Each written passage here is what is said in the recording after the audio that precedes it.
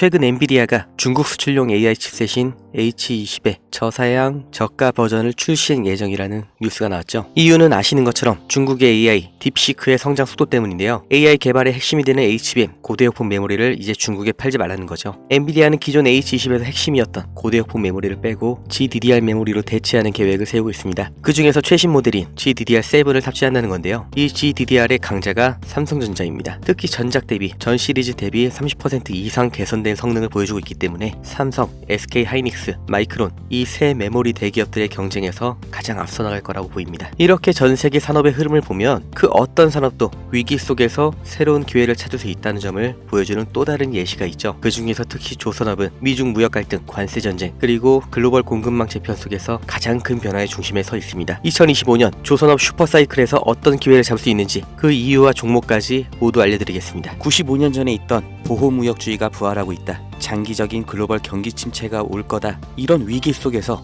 왜 조선주는 주목받고 있을까요? 우리는 과거의 흐름에서 그 확실한 답을 찾을 수 있습니다. 1930년 미국이 경제공황을 타파하기 위해 자국 산업을 보호하겠다는 취지로 스무트홀리 관세법을 만들면서 2만 가지 이상의 수입품에 관세를 부과했습니다. 평균 관세율이 40%부터 시작해서 2년 뒤에는 60%까지 올랐죠. 당연히 영국과 프랑스 등 당대의 강대국들이 반발하면서 보복 관세를 때립니다. 그 결과로 세계 무역이 붕괴되고 경제 대공황이 생겨난 거예요. 이때 전 세계가 배웠죠. 보호무역이라는 게 전 세계의 경제를 침체시키는구나. 그래서 1947년 가트가 출범하면서 관세 철폐가 시작됩니다. 그리고 1995년 다들 아시는 세계무역기구 WTO가 창설됐죠. 이후 2000년대 시끄러웠던 한미 FTA 등 세계적인 자유무역으로의 흐름을 우리는 모두 겪었습니다. 그리고 이 사이에 경공업에서 중공업, 그리고 반도체로 이어지는 제조업의 테크트리를 완벽하게 완성한 대한민국, 그리고 이걸 그대로 따라한 중국이 엄청난 경제 성장을 이룰 수 있던 겁니다. 중국은 여기에 13억이라는 내수 시장까지 더해져서 말 그대로 전 세계의 공장이 된 거죠. 그리고 이런 흐름이 불만스러운 게 바로 미국인 겁니다.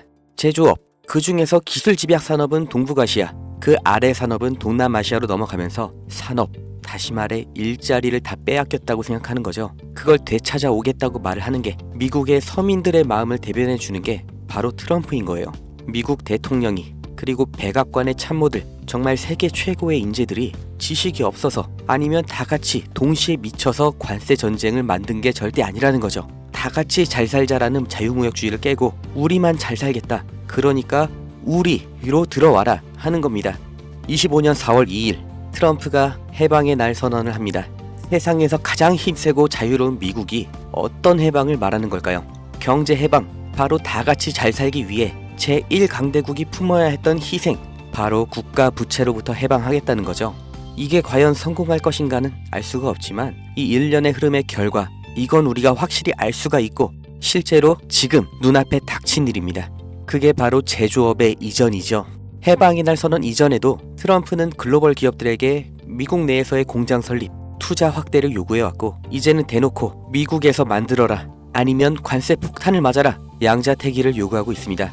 그러나 현실적으로 이게 얼마나 갈지, 그 결과가 어떻게 될지 예측이 안 되는 관세 전쟁이기 때문에 정말 모든 기업이 미국으로 가는 건 불가능하죠. 그렇기 때문에 그 대안, 동남아시아로의 이전을 서두르는 기업들이 생겨나고 있습니다. 그리고 유럽에서도 위기의식을 느끼면서 제조업의 부활을 준비하고 있죠. 결국 전 세계 제조업이 재편이라는 몸살을 앓게 되었는데, 사람이 몸살을 앓게 되면 반드시 일어나는 현상이 있죠. 바로 면역 반응입니다. 전 세계 경제에도 이 면역 반응이 나타나고 있는데 그게 바로 조선업입니다. 공장 하나만 이동해도 물류 노선이 하나 새로 만들어집니다. 새 항로, 이건 다시 말해 신규 선박 수요를 의미하죠. 그렇기 때문에 트럼프의 선박 구매 언급은 이미 예정되어 있던 수순입니다. 아니, 이미 알고 있었기 때문에, 본인이 할 거기 때문에 해방의 날 전부터, 그리고 지금도 중요하게 언급을 하고 있는 거죠. 백악관에서도 이미 인지하고 있는 겁니다. 향후 선박의 비중을 확보하는 만큼 이제 재편되는 세계 경제와 물류에서 더 유리한 위치를 확보한 채로 경쟁을 할 수 있다는 거예요. 그리고 언제나 세계적인 위기 속에서 벼락부자들, 새로운 글로벌 기업들이 출범했던 것처럼 지금의 관세 전쟁에서도 이 성공의 냄새를 맡은 사람들이 있죠. 국내에서도 현대미포조선을 비롯한 조선주들이 급격한 관심을 받게 된 게 이 미중 무역 갈등 시점부터인 걸 보면 명확하게 확인할 수 있는 겁니다. 전 세계가 무역 전쟁에 빠질수록 물류는 더욱더 복잡해지고 조선업은 그보다 더 바빠집니다. 이 무역전쟁, 제조업에는 악재일 수 있지만 조선업은 오히려 공급망 재편이라는 정말 30년 만에 한 번 오는 이런 기회의 핵심 수혜산업인 거예요. 그리고 가격을 보면 알 수 있는데 장기적인 횡보를 거쳤던 국내 조선주들 급등이 나온 지금도 여전히 저가 매수의 구간에 있습니다. 2025년 조선업의 슈퍼사이클이 지금 열린 겁니다. 무역전쟁 속 가장 확실한 기회를 잡으실 분들, 그 방법을 알려드리기 전에 저는 어떤 유무형의 대가, 멤버십 가입 아무것도 요구하지 않는다는 건 먼저 확인시켜 드립니다. 제게 오는 연락 중에 30% 이상이 유료 리딩방 업자, 종목만 빼가서 저를 사칭해서 금전 요구하는 사람들 계속해서 문자로 제보를 받고 있기 때문에 이 오는 연락들 일일이 수작업으로 확인한 다음 어떤 대가도 요구도 없이 드리고 있습니다.